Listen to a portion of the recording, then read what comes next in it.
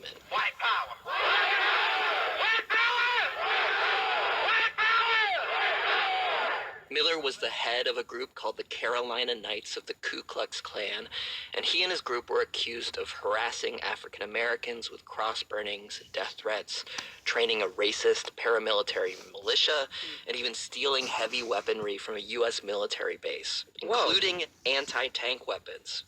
And the goal of all of this, he said, was to prepare for a race war. How do you even steal from the U.S. military? Well, he had sympathizers in the military. He, of course, was a military veteran himself, and together they were able to gather this weaponry from Fort Bragg in North Carolina.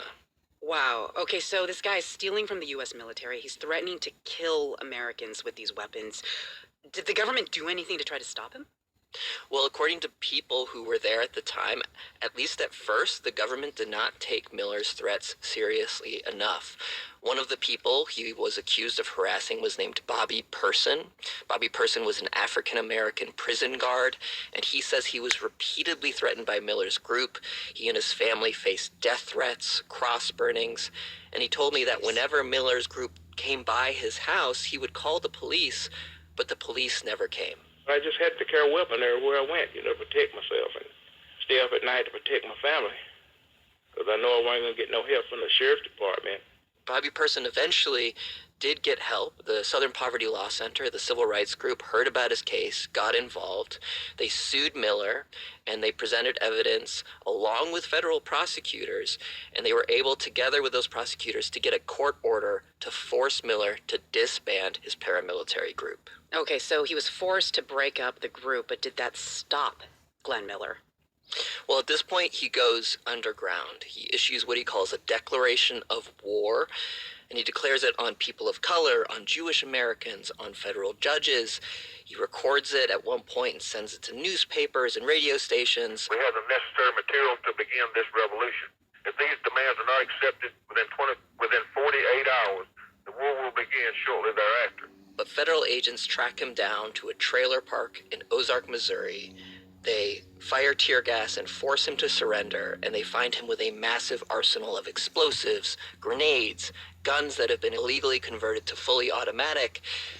But then, at this point, and this is one of the most surprising parts of the story, federal authorities offer him a deal. What? They offer him a 5-year prison sentence in return for him testifying against some of the leading white supremacist groups in the country. Only 5 years, wow. Only 5 years, but here's the kicker.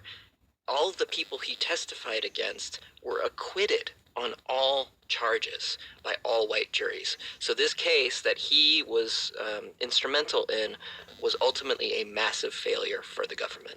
That just blows me away. I mean, I want to say things are different now. That was back in the late 80s. What makes this case resonate? What makes it important today? Well, after receiving that 5-year prison sentence, that 5-year deal, he only served 3 years. Wow. And rather than changing his views in prison, if anything, his views became more hardened than ever. By the 2000s, he became very active on racist forums. He praised a racist serial killer and even a white supremacist terrorist attack in Norway.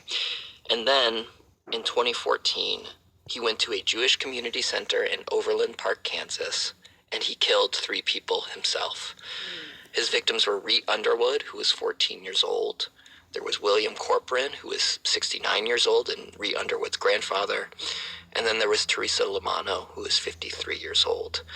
And Glenn Miller said explicitly at the time that his motivation was to terrorize Jewish people. He readily admitted to the murders, and ultimately he was tried and sentenced to death. And he is still on death row pending appeal. But